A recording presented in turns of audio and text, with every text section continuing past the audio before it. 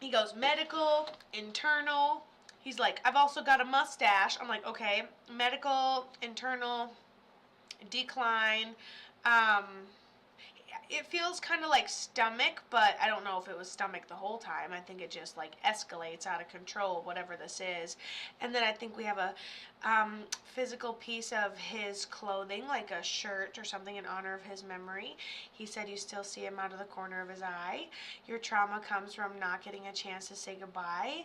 He said he did see it coming right before it ended up happening, but he goes, a lot of good that'll do, and does a lot of shrugging. And then, okay, we didn't get a chance to say goodbye. Physical item of his clothing.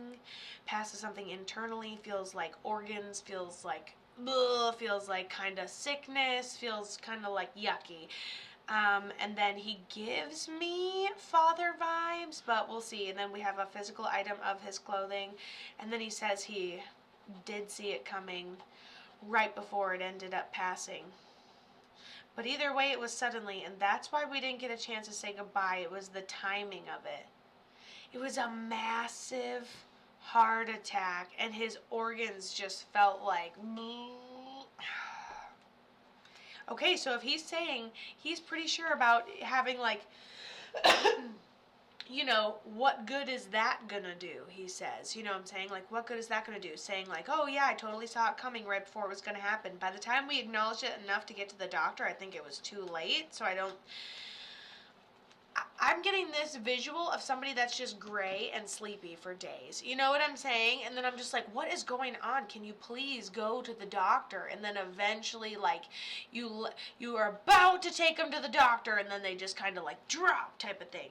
Oh, you didn't get a chance to say goodbye because it happened suddenly. We thought we had more time. We didn't necessarily know what was happening. So with this, it makes me feel like you almost have too much of his stuff. It makes me feel like you have lots of his stuff. He goes, some places looks like I'm still there, like, you know, have his little section still in the back of the closet type of thing. Okay, I see you down there. Um, um, um, um, um, um, um, um, um, um, um. Okay, you can't take any responsibility for not being able to get him to the doctor sooner. He also talks about you writing him letters.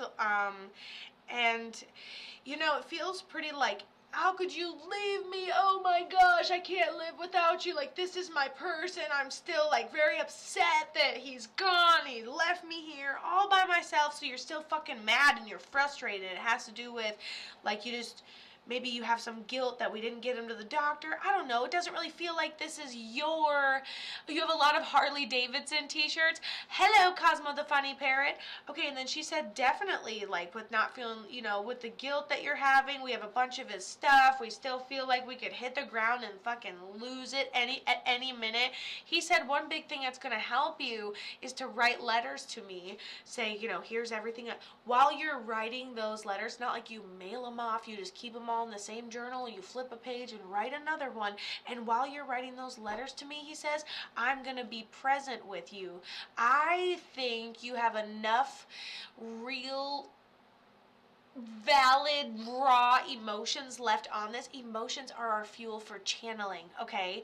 And so you still have all the emotional ingredients, the why, the I don't understand, the emotional like shit in a bush, you know what I'm saying? Like, you have everything needed to where if you just write letters and listen at the same time, I don't think it would be so far away. And I don't know if you have his ashes, but he's showing me jewelry, like you still wear jewelry. Maybe you even still wear the ring that y'all had.